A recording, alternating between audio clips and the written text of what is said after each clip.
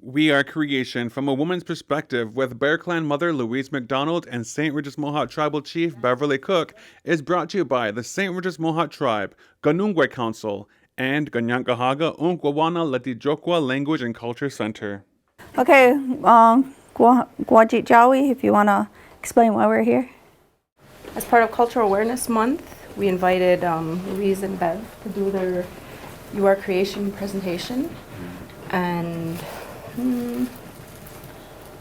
I guess I seen the importance in the teachings that they talk about. And having heard the presentation numerous times now, I take something different from it each time I see it. So depending on where you are, I guess it gives you something, some kind of a teaching. I guess what's important and in the work that Gyohowito and I do is about education. And I think part of our culture is that we get a lot of ethnography and a lot of history being shared and being given to our people. And we are just given a new perspective through a new lens, and it's through a woman's lens. And so we take those themes given to us through story, especially this creation story, and we apply our lived experience and how we would look at things as women, as mothers, and as grandmothers. So, you know, this ain't cemented in any way other than us presenting our perspective. And I just want to acknowledge Sagoe and Nahawe for also being a big part of the influence in my own growth within these stories, and realizing that our stories, when they were written, in the time that were written by European male minds. So when it got recorded in very mechanical fashion, which left the psychosocial behavior out of our stories.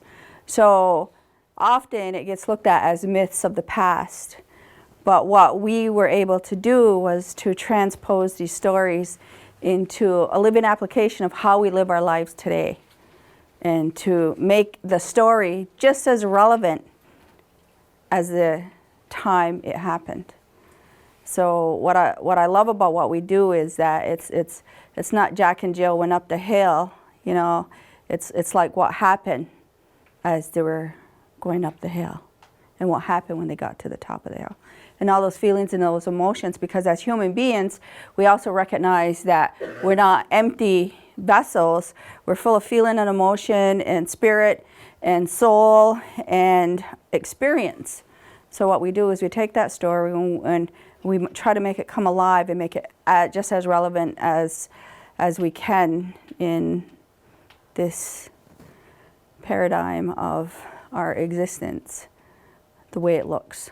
So what I love about the genius and the intelligence of our story is that when you look at it really close, it does apply. It does apply.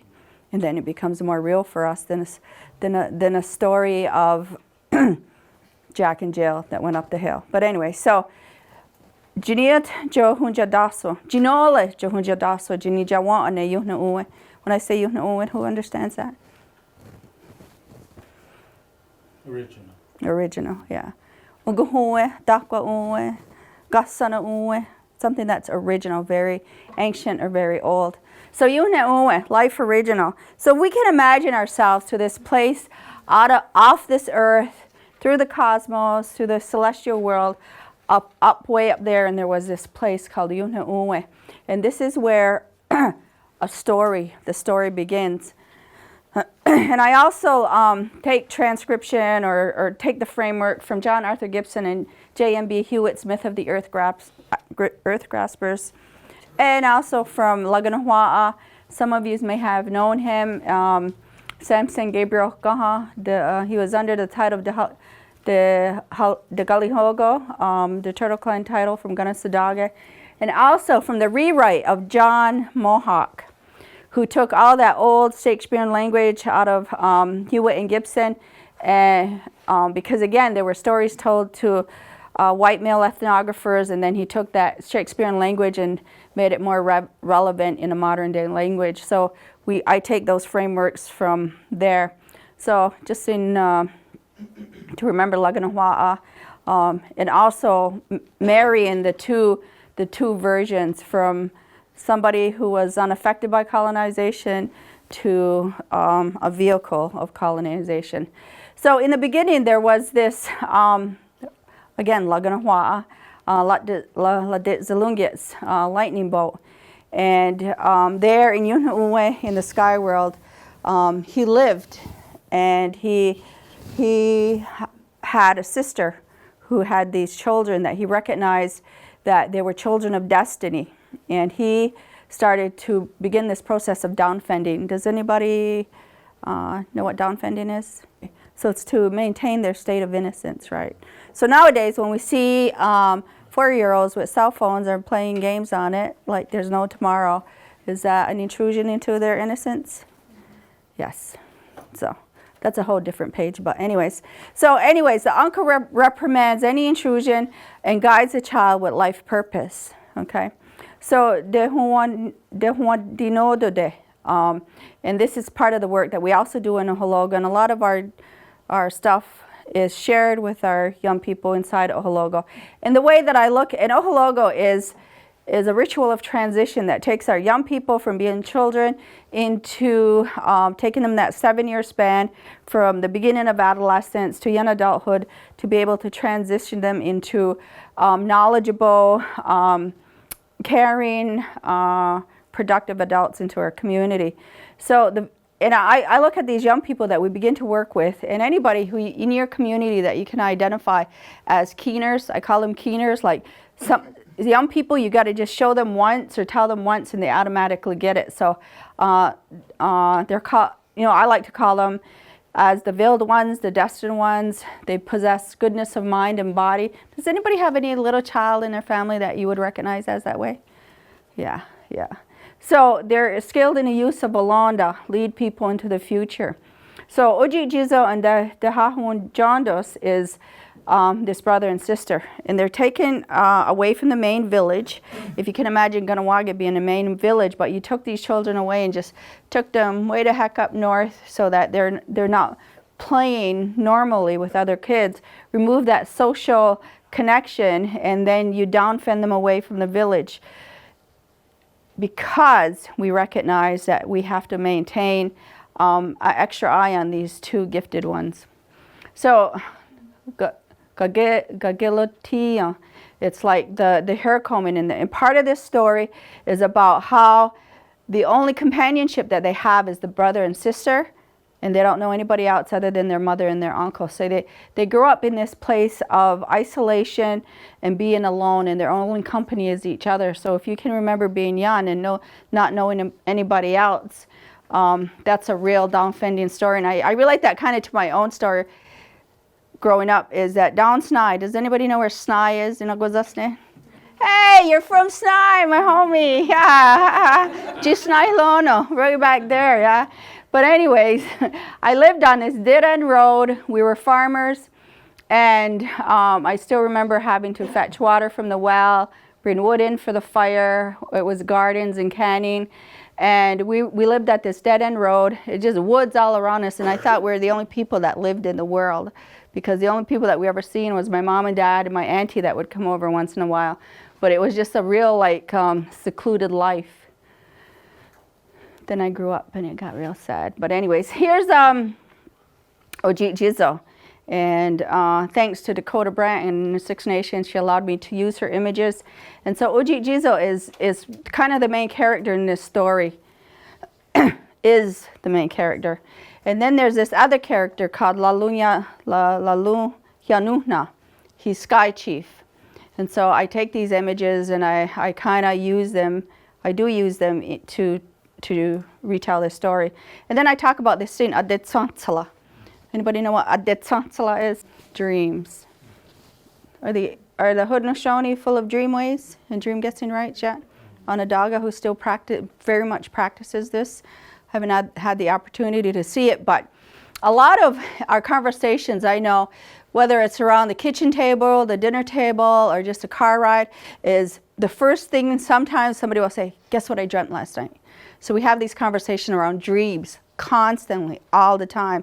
And I know with my family, it's just a constant chasm of just talking about aditsansla. What did you dream last night? Tenagas aditsa. Gahungalawi.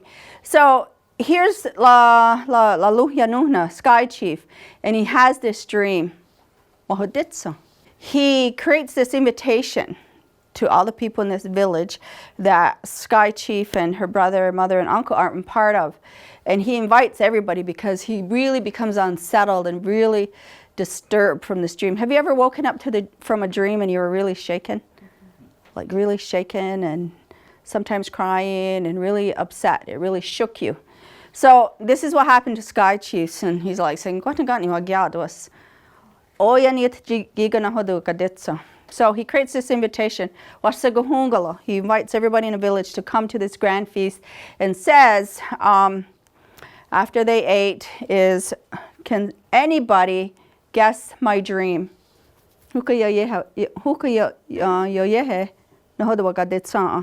So he asked for this translation of this dream. Of course, there's nobody that can give interpretation.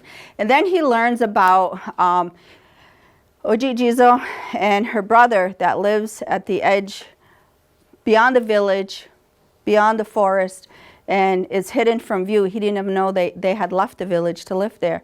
But one of his warriors had told him that they had lived there.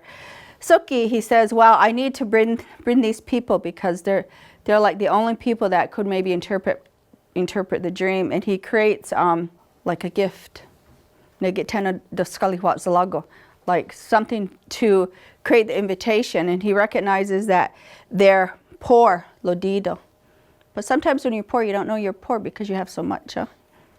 That's what I always thought growing up, is that I don't lack for anything, so we must be rich. Until I went to school and realized I wasn't so materialistically rich. But, you know, it's like sending, you know, like candy to kids who never had candy. But anyways, he creates this dowry. Who knows what a dowry is? It's kind of like in our ways, when the hot dewies come to your house and they clean your house and then you give them the Dosiliwat's lager, right? So he's sending them a gift of wild game and dried corn. He's sending them provisions to help their life be a little bit easier. What woman doesn't appreciate a good vacuum cleaner to make her life a little bit easier? Or a dishwasher, right? To make her life just a little bit easier and easier to manage. So they're getting this food. Anyways, he asks for the presence of these children to come to the main village. Of course, the mother says, no, they're too young. They can't go. She can't go. And in the process, she loses the uncle and she loses the brother. And she grows up really quickly. She also grows in beauty. And then she's lonely. Has anybody ever been lonely in here? You can be alone and not be lonely, but have you ever really been lonely?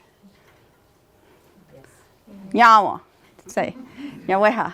So, Ojijizo is like no longer has companionship. Her brother passed away and her uncle passed away, but she revisits her uncle who was placed up in a tree. And so he gives her instructions. And gawino, this is a word that Angela Elijah gave me. The ultimate gift, having or showing virtue, moral excellence, living a virtuous life. It can mean possessing chastity or purity, a virtuous woman that is kind of like really doesn't know the world as we know it. So Laluhyanuhla hears that she's grown up now, she's a young woman.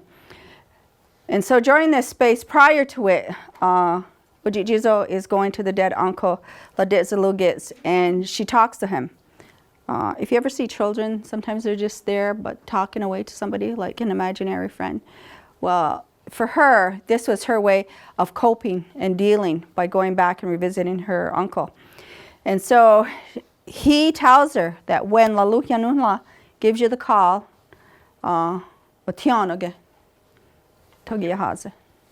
okay.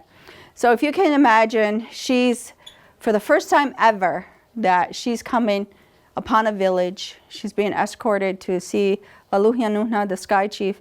And for the first time, she approaches this village, and the first thing she sees is a lacrosse game being played. Inga Yone Uwe up there in the sky world. And imagine like there's hundreds of players on the field, and the way that they played it. And so she's starting to see other human beings for the first time. She's starting to see this game that's very rigorous and very physical. And so she's taken this all in and is finally seeing something for the first time that she's never seen. Have you ever experienced something that you've never really experienced before, like cliff diving or bungee jumping, and you're just having like quite the experience with it? Well, that was Ujit Jizo. And then, so here's a young girl out of Snai. No, just kidding. That was me. But here's this young girl out of the woods coming to Laluhia Nuhna's lawn house, his gun assistant. And it's big, and it's full of all this stuff. It's like walking into a mansion, and then it just filled with stuff to, he's got abundance. He's got wealth. And so here's this young, innocent girl who's coming up to meet Sky Chief for the first time. So she meets him, and immediately he gives her a task. He tasks her with, Oyagweni, can she do these things? And so she's preparing the ganostahlito, the corn mush, and he says, you got to do this. So he's tasking her with stuff, and he's testing her ability, capability, and also her loyalty. So he gives her this ordeal and says, hot. Squadagogi, Skekuño, make this corn mush, and he's saying this is how you're going to do it. You know, there's the river, Ganyadala Dageto Yatsquato, Snegagoha. So he gives her this task to make this corn mush and to prepare it for this feast that he's going to have.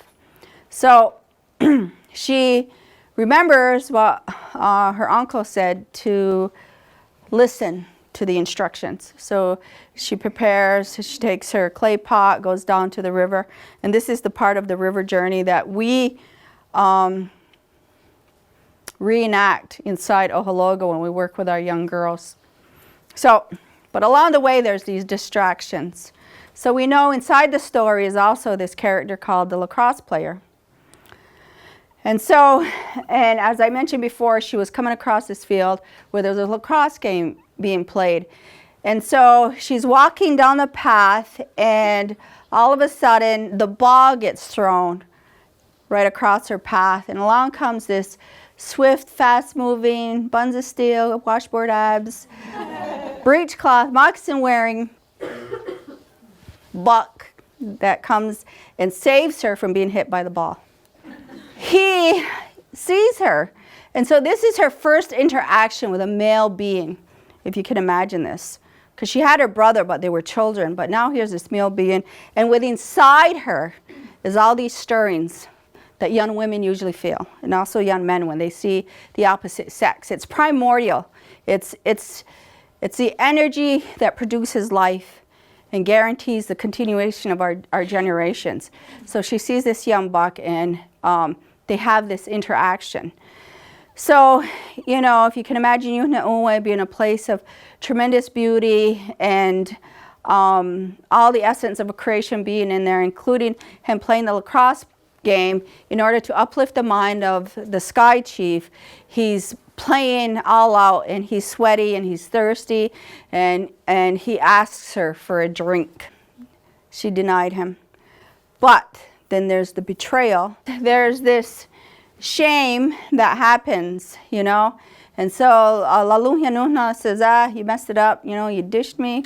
Go on home. So she goes home and says to her mother, you know, I didn't know about this guy.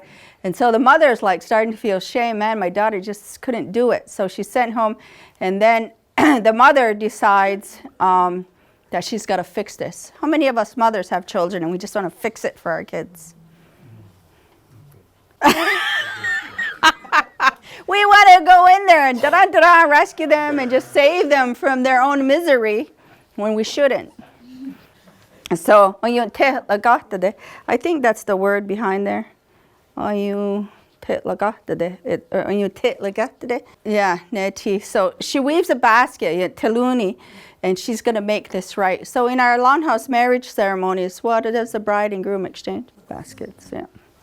So the second ordeal is that she's got to go back and somehow make this right. And so, you know how us women are? It's like we're always thinking, like the switch never turns off, and we're always like, we're like born lawyers. We're always trying to make a case for ourselves. But anyways, here's this young woman who's like trying to create, like, I can't go back to that old man, you know, especially after she's seen the lacrosse player, right?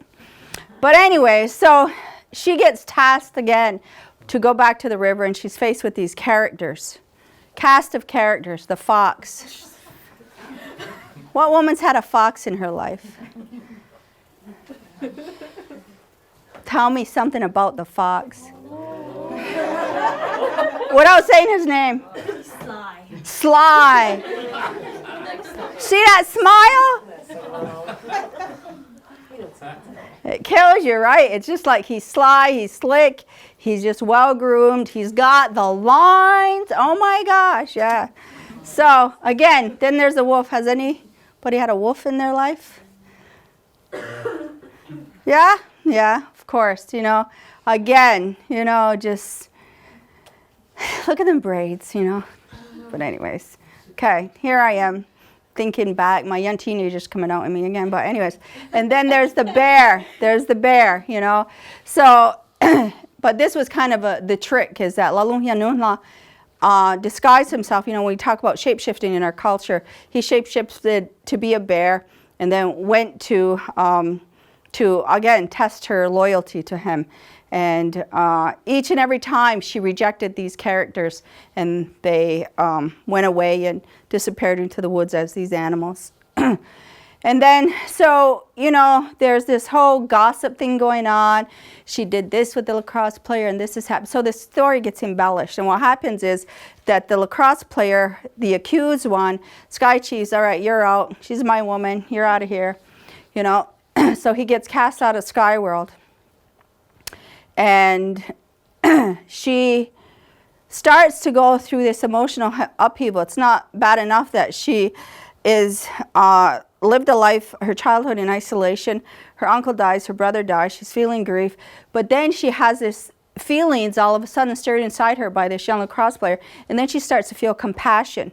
Compassion for recognizing the state that the world is in.